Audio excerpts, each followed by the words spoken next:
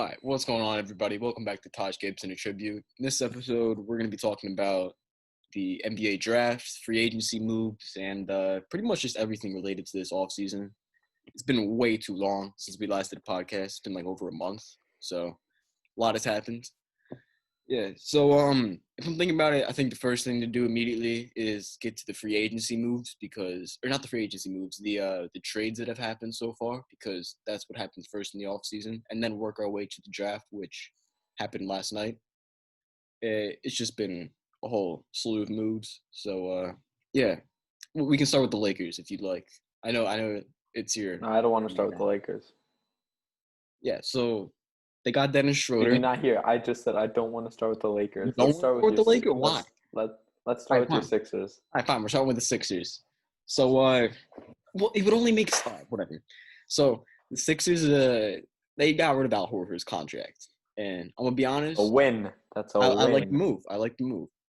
I mean, I'm still mad at Elton Brand for pretty much burning a pick because. But he won Rookie of the Year. He won co-Rookie of the Year in 2000. He didn't win anything for being a GM. Also, because he's not a good GM. But I'm saying Daryl Morey has done more than I thought he would do so far. He's started to revert some of the bad choices that Elton Brand made. Getting rid of Al Horford was a good choice, but they basically burned a pick. I don't really want Danny Green, but he's a shooter in like quotation marks. Kind of depends on. Yeah, but he's a really good defensive player. Yeah, he's a good defensive player. So he's not a total hurt on the court. I made a video like a while ago saying Danny Green is trash. I regret some of the things I said in the video. I still think he messed up with that shot, but he's a good defensive player. He's gonna help this team defensively. It's really just surrounding this team with shooters. So that's why it's also good that you got Seth Curry. Yeah, getting rid of Josh Richardson for Seth Curry worked, which basically means that we traded Jimmy Butler for Seth Curry, which in the long term doesn't look great. In retrospect, does not look great, but it happens. I'm gonna say that trading Josh Richardson for Seth Curry was by far one of the better moves we made. We're getting like a 40% from three shooter. That is. I mean, it's because you just need to space the floor. That's what the Sixers need more of. Because when you have a point guard that is mentally afraid of the 3-point line, everybody else needs to be able to chuck one from deep. So, so this is the last. We've said this for years, but this has got to be the last season that Joel Embiid and Ben Simmons are together if they can't get this to work. Like, if this is a first-round elimination, I'm done. Like, they need to ship off one of the guys and start making a serious move. So, if there's still Harden on the board and the Sixers can get him, then please do. Harden is by far one of the best players in the NBA. He's not one of those guys that you just pass up on. If he goes to the Nets, we'll talk about that later. But wait, who are you talking about? With Harden, and the Sixers. Like Harden and Embiid is Harden Sixers. I like that, but the Elton Brand already said that they think Doc Rivers and Elton Brand have already said that they think they can get this team to work with Ben Simmons and Joel Embiid, but I don't know. I think Harden's final decision comes down to Brooklyn or Philly, which has been decided, but I think Harden's going to go to Brooklyn, and it's not going to work, but I'll save that for. Yeah. I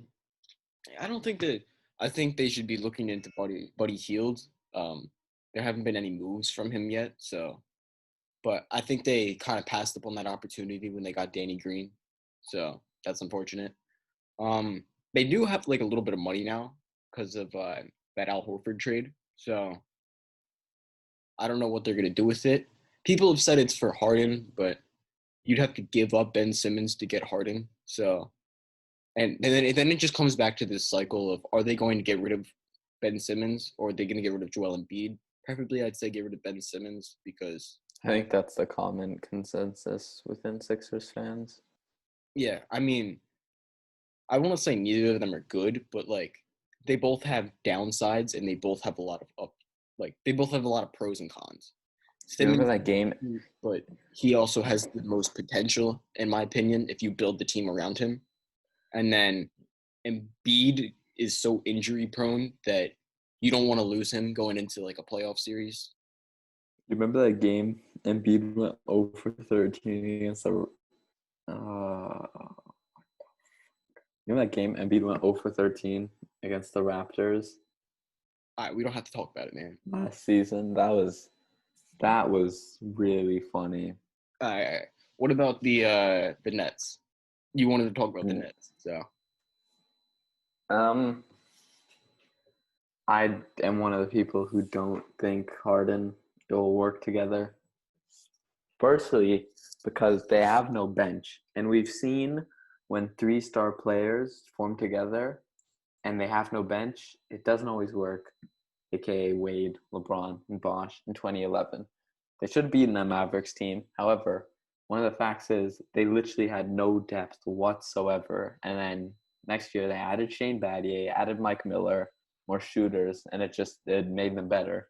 So I don't know if three superstars alone with no bench always work. well, And the nature of three ball dominant superstars. so they would only lose their bench if they got Harden. No, so So that's what I'm saying. Oh, I'm yeah. saying if they get Harden, that's what I'm saying. So it's this question of how much do you want to give up to get this guy Harden, and he's like, let me be honest, I'm not totally a fan of Harden's play style, but Harden's an Oh, MVP. really? I thought you actually were really a fan of the step backs. Yeah, but Harden's an MVP level guy, so I'm not gonna be like, nah, I don't want an MVP level guy. Like that's just a stupid statement. But giving up pretty much your entire bench for Harden and a ton of picks isn't the greatest decision, especially getting multiple ball dominant or not, well, technically ball dominant, but guys See, that thrive with the ball in their hands. Like, here's my thing. Harden, if you watch the clips, the Harden that they need, that the Brooklyn needs if they get him, is like 2014, 15, 13, like when he just got there from OKC to Houston, and then maybe the first 2 years. Because the first 2 years, because now teams can build their offense against Harden, because two options, a three or a layup. He doesn't take any mid ranges.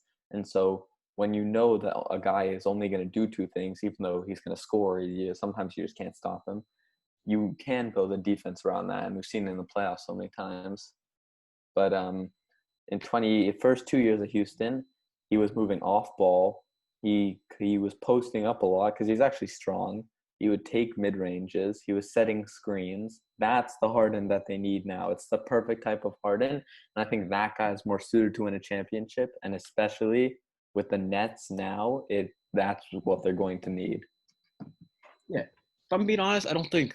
Okay, so I think that's what they need, but they don't need like the Harden that's the current Harden, because Yeah. the current. Okay, so you got KD is a guy that thrives with the ball in his hand. Kyrie's a guy that thrives with the ball in his Wait. However, KD does. However, KD can still move a bit more off ball, and he developed it a bit more with the Warriors. So he's not as bad as Kyrie, because I think They Kyrie can all also move off ball. really, especially now, Kyrie really needs the ball in his hands a lot. So, but They can KD still would like the ball. So yeah, you're right. You're right. Keep going. they can all move off ball. Like that's what makes them superstars. They're flexible. But I think the issue is you're not gonna want to have your MVP level guy without the ball in his hands. Like that's just not something you totally want. Like, okay, so if I'm the Sixers, I want Joel Embiid or Ben Simmons, or sometimes Tobias Harris with the ball in their hands to shoot or score. It depends on the situation, but So you're saying you want Tobias Harris with the I ball in want his hands, down 3, 5 seconds remaining. it depends on how wide open he is. Okay, well I'm saying like if you want your players, your best players to have the ball in their hands and be able to take that shot. Taking that opportunity away from Harden and Kyrie and KD, it's only gonna make the chemistry issues more prevalent. Like I could understand more so with Kyrie and KD, but then adding in a third guy that's like and Harden's like a 35% usage rate. I'm assuming Kyrie's probably around like 25 to maybe 30, something around that, and KD's probably in the 20 to 30 something range. What the hell? What is everyone else on the team gonna do? Jared Allen's just gonna stand there? It's like DeAndre Jordan's just gonna watch from the sidelines. It's kind of you're pretty much solely relying on these three all using the ball, and they all have pretty high usage rates. So it's just all ball dominance. I think the yeah, and I don't know. It doesn't. It could just go insane. On paper, They'd be a good team. Borderline like one of the most talented rosters of all time, I go to say. Because when you have two people who actually won the MVP and one person who is an MVP caliber player and a championship caliber player, like it already, that's insane. But how well it will work, time will tell. I also think this team needs a clear leader. I don't think Kyrie's the leader. Let's be honest. Hasn't been a leader so far in Cleveland or Boston. Well, KD I think hasn't proved any leadership whatsoever. And then there's Harden, and Harden's the only one I can say that's like a leader. And it's weird because honestly, out of these three, you can really say like Harden could be best suited to lead. I mean, Harden's okay. I was gonna say one that's gotten the farthest. It's KD, but Harden led his team into that conference finals against the Warriors, and we're only 20. They were 2 quarters away. They were 2 quarters away from beating that Warriors team. No, they were 26 misses away from getting into the finals. That's also true. Yeah. So I just don't think they need Harden. I think they need a third option who's like a defensive kind of guy, like someone who's like Drew Holiday, but not Drew Holiday because the Bucks have him. Draymond Green. Like a Draymond, like some guy that kind of pulls the team together. He's like that beacon of 2015 Draymond Green when he could still shoot. Yeah, like that beacon of stability. A guy that you can just get the ball to and he can play make, he can defend, he can shoot. You know who would be the perfect guy? Who? Tony Parker, because he could cheat on all of their wives with other teammates' wives. Beacon of stability. Yeah. All right. So what are some of the other teams? We've had... You go Clippers. I mean, there's not that much to talk about, just if it works. They should not trade for Russ. Okay, so here's my thing. I don't think there's a championship caliber team this year that would benefit from getting Westbrook. My exact point. I think any team that's trying to win a championship is going to look at Russ and just be like, yeah, he's going to put me over the edge.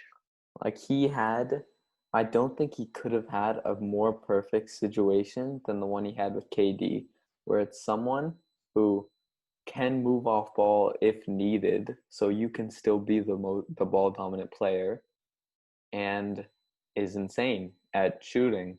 And so when you have those off nights, like I don't think there was a more perfect situation for him than the one he had with KD. So I think at this point, there's not. Yeah.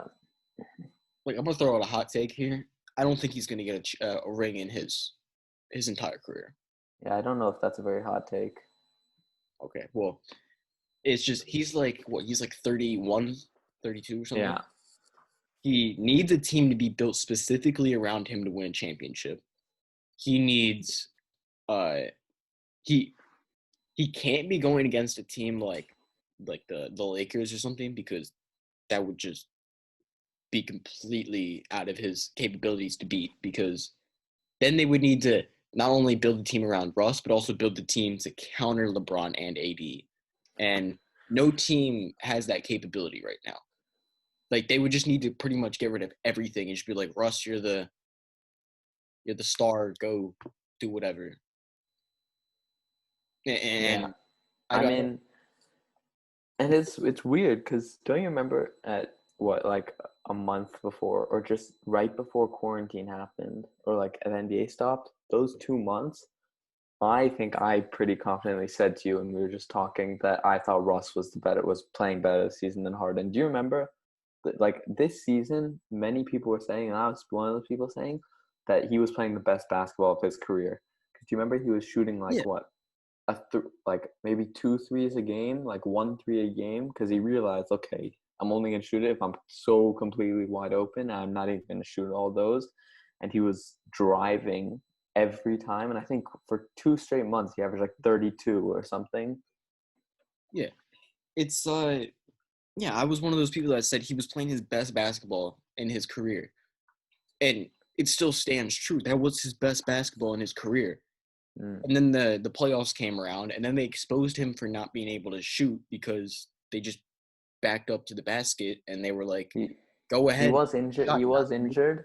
However, yes, they did expose him. yeah. So I don't think the Clippers should get Russell Westbrook. They need a guy that can play make, but I just don't think that Westbrook should be that guy. I think Chris Paul could have worked. Chris Paul could work. That's a good point. We should talk about the Suns after. I wanted, if we're talking about Chris Paul, which I guess we That was can a now. hard demand today. I wanted Chris Paul to go to the Bucks. I think the Bucks instead of Drew Holiday, the Bucks should have pushed for it because I think they probably know that this season. I think Giannis is going to leave in free agency, but Well, it depends on how the this team does. I think they needed a playmaker, but they kind of I think he'll leave. I think it's either championship or he leaves, in my championship or opinion. bust. Yeah. So I don't think Drew Holiday was the perfect move. I still think it's going to help them improve. But I think if the Bucks knew, okay, we probably have Giannis. Let's say we have Giannis for one more season. Let's act that way. Let's try to get a championship point guard who had one of the best seasons of his career last year. So I don't know. Drew Holiday is really good and he'll improve them. But I think Chris Paul would have been perfect and it would have given Giannis like a more proper sidekick. Yeah, I mean they also gave up a ton to get Drew Holiday, like 3 first-round picks. I It would was a not lot. give you 3 first-round picks to get Drew Holiday. Yeah. But I don't think Drew Holiday's a bad shout. He's a good guy. He's a good Yeah, player. he's a great defensive player. I just think what they were really missing was a Chris Paul playmaking kind of guy. Some guy that can get Giannis the ball, some guy that can shot create when Giannis isn't Yeah, create his own available. shot. Yeah. So I think they kind of missed out on that point, but it is what it is. Like I trust in some of like I've always been pretty critical of GMs, but I'm gonna trust in what this GM is going for. Like I'm not gonna trust in what the Bulls are doing or the Knicks because there's a reason they're at the bottom. But I will trust in like the Bucks because they've gotten themselves this far. I think there's a reason why they made these decisions. I'm not quite sure why they didn't go for a playmaker. Maybe they have an idea that someone else is going to be a playmaker, someone they drafted. I got no idea. But I have trust in what they're going to do for now. What made me sad about this Chris Paul thing is him going to the Suns is basically saying he's not going to win a ring in his career. Yeah, it's pretty much over for his Yeah, ring run. which is so sad. I actually really disliked him when he was on the Clippers. Like I really enjoyed his season last season because it seemed like he was a really good leader and he just showed up and play out like he was playing great basketball and he was being a proper leader. The Clippers, he was dirtier and it's just like I don't know. I didn't enjoy him that much as much in the Clippers, but those Clippers teams, those were the best teams he was on, other than early Hornets teams. But yeah, it's sad. Like it will be fun to watch him and Devin Booker, but what do you think's their maximum? 6, 7, 6 is pushing it. I would say 7, 8. I'd, Steve. I'd say it's 6 is their maximum. But Yeah, that's what I said. really, like, okay, getting Chris Paul was. I have mixed opinions about this trade because I like the idea, but I don't understand the entire point of it. Like the Suns want to make the playoffs, but yeah, so the Suns they want to make the playoffs, but at the same time, getting Chris Paul and then pretty much giving away a ton of your youth isn't really a great idea. Well, not a ton of their youth, but they gave away like a pick. I think it was like a pick, a second round pick. Gave away Kelly Oubre and some other stuff. Like some of these, like Kelly Oubre, I'm pretty sure he was gonna ask for a bag, but some of these guys you probably could have kept around, maybe the pick too. Uh, I just like I understand you want to make the playoffs and you want to start building this winning type of culture, but I don't really understand why you needed Chris Paul. You could have let this team develop over the next year with Ricky Rubio, and because I think that 8-0 really helped them, and then they just kind of I think it gave them momentum going into this next season. I don't think it was gonna like get them to like the fourth seed, but I think it was going to show that this team has some capabilities. It's just going to take some time for the players to develop, and then getting rid of some of these players and then just establishing Chris Paul in there. I think it changed up that momentum a little bit. So I think it's kind of canceling out the momentum, but I still think this is going to be a decent team. Really, it's just all about what is Chris Paul going to be able to do with this team? How is he going to affect Devin Booker and DeAndre Ayton? Um, I'm sure he's going to take DeAndre Ayton to another level with his ability to pick and roll. Hopefully, he's going to be able to take some pressure off Devin Booker because that is Yeah. right now. Devin Booker is like the newer version of Sharif Abdur-Rahim, who a lot of you might not know, but he was actually drafted in the famous '96 class, and put up great stats. I think he was an All-Star once, but I think he was every team he was on was like a minus 25 win team. Like it was rough, the records of the teams that he was on. Yeah, I mean, teams that are on minus 25, it I feel like being in a situation like that decreases your morale. It you want to as a player, you want to be on a team that's winning. You want to be on a team that's getting up there and wins. And then being on a team that's like 25 wins, you're just like, great, where do we go from here? Because it's gonna take forever to get out of that hole. Take the Hawks for example.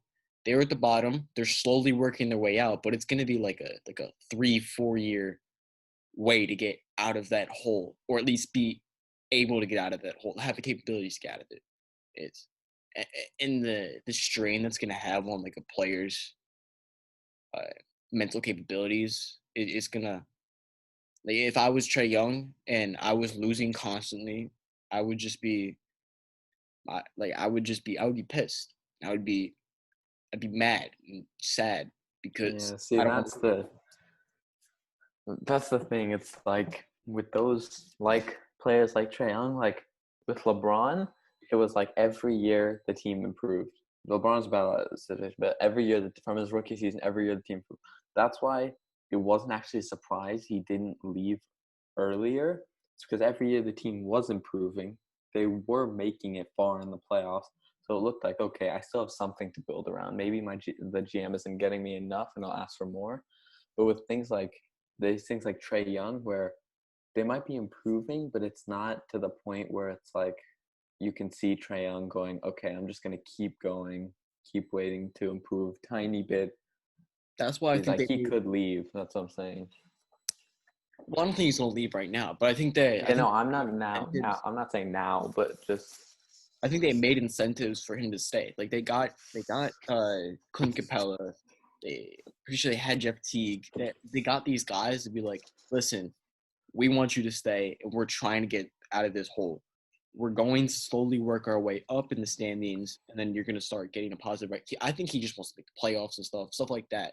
Like any player that's in the like that doesn't have a positive record or doesn't make the playoffs, their entire goal is to make the playoffs. They want to win.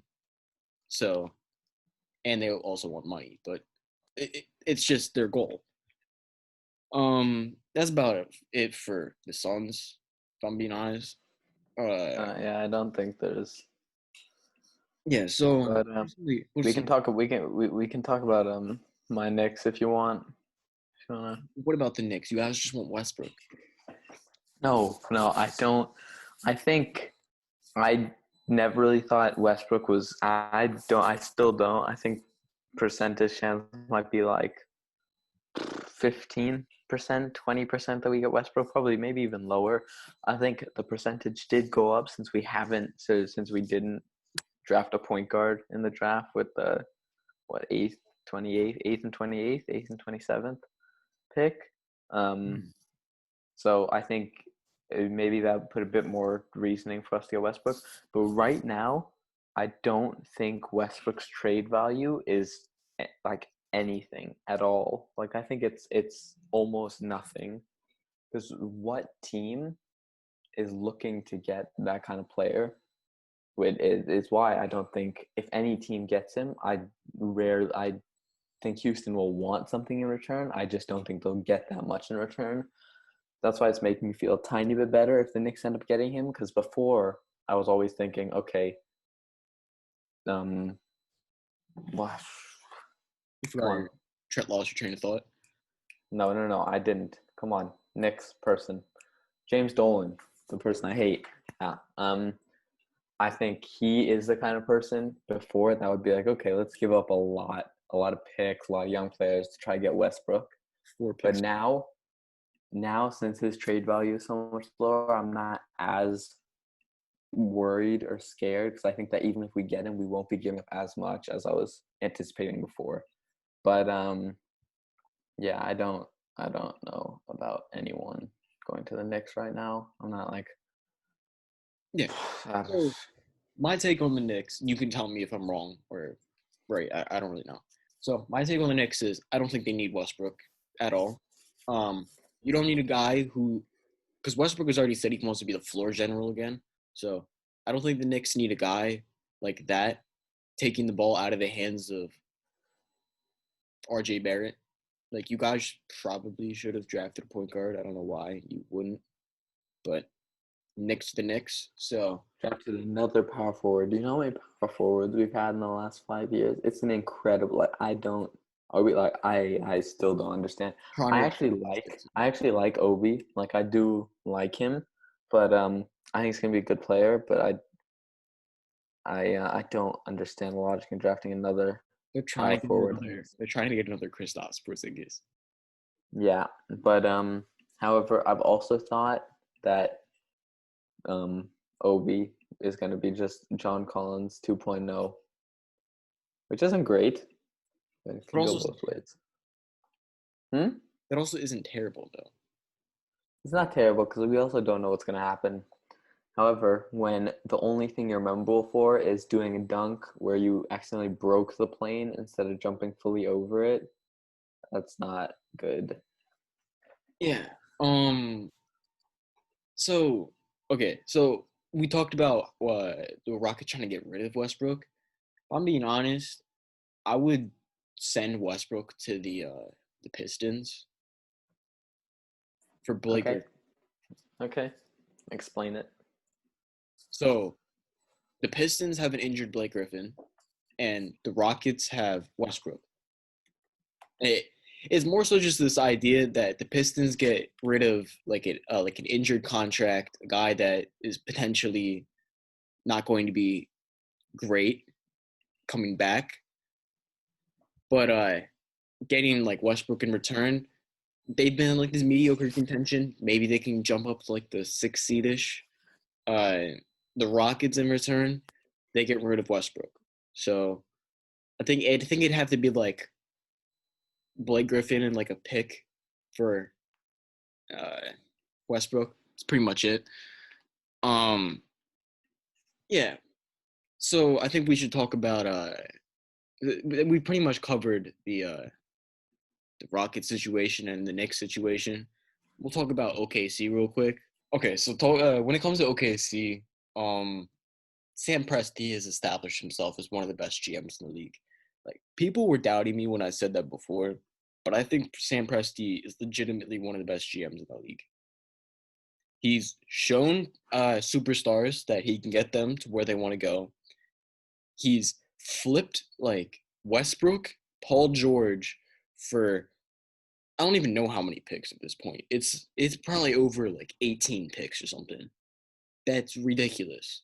The amount of he wants to flip Kelly Oubre for a pick now. This man has been watching too much 2K. He's like I'll get an asset and I'll flip it. I'll just flip it. I don't know what his like aim is here. He just wants to garner as much picks as possible so that he can just draft because he's gonna hit on something eventually. Like to miss some guy with 18 picks is ridiculous. So I think he's just aiming to get something, and then at some point just cash in on all these picks and start picking up some superstars. I I, I just think they're in such a good situation. Like Sam Presti's just gathered up all these picks. Now it's just like they can just kind of throw them at some guys that they want later on.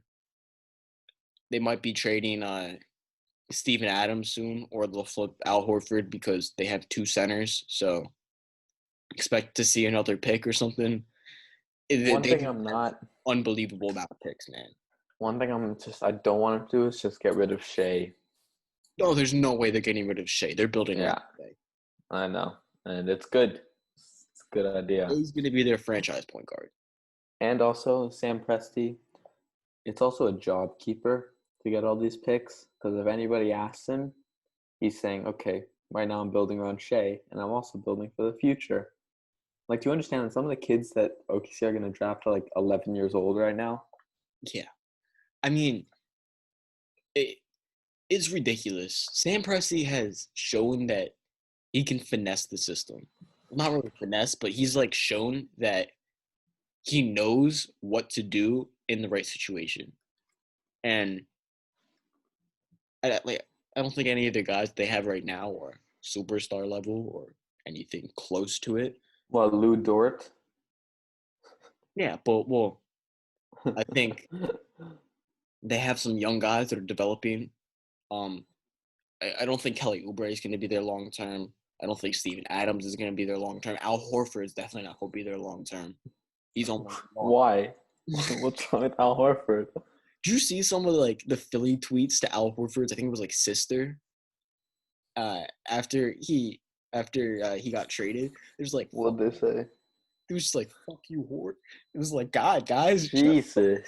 My God. I know he was bad and the contract was awful, but it's not his fault he got offered a max. he wrote back pretending to like Philly fans was the worst thing in the world. I was like, I I mean, I wouldn't blame you for reacting like that after the entire Philly fan base just comes at you. That and did you see that Kuzma got bullied into deactivating his Twitter? Yeah. That's rough. I love the Some of NBA this. fan base just making fun of people. It's shit. It's golden. It's golden. The one thing I will say about the Lakers, if we're just gonna talk about them for a tiny bit, is I think Dion and JR need to be offered a max. That's my immediate The opinion. mascots that are bringing it in. Do you see how high JR looked on the bus after the championship? There's a video, bro. He's in a different They forgot world. Quinn Cook, I know. That was pretty funny. I saw that. and they only found out because it was on JR's live. Yeah. But okay, here I have to talk about this because this might be. I still maybe I'm reading something wrong. So I saw that the Knicks. I was watching this. I was watching the draft this morning. Okay, and I was like, okay, Knicks 33rd pick. Danny. I wanted Danny, and I think I'm pretty sure that's who they were going to pick. Okay, and then I'm checking Instagram, checking everything, checking Twitter, and Woj goes like, it seems like the Knicks are going to trade the 33rd pick to the Clippers. And I'm like, okay, that's kind of disappointing because I wanted Danny, but what do we get back? And then Woj is like, a 2023 second round pick. and that's it. So it's just trading this year for 3 years, which it might be I'm reading it wrong, but I'm pretty sure that is what the trade is. And ooh, like, do some of the insiders in the Knicks like know that everybody in the 2023 draft is going to be goated? Like, I don't. What's the reason for the switch? I mean, they'll do whatever. I don't really think there's that many other teams to talk about free agency or like trade wise. Uh, the Warriors, they still can make trades. We'll talk about them when. Oh my God! Did you hear about Clay? Yeah, That better not be true.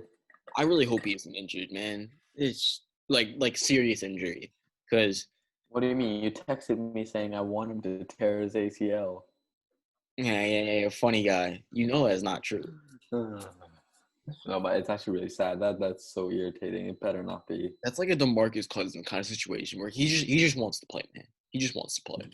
I also Yeah, think but someone should give yeah, DeMarcus Cousins a chance. but when DeMarcus came back, he was he was hopping around the court.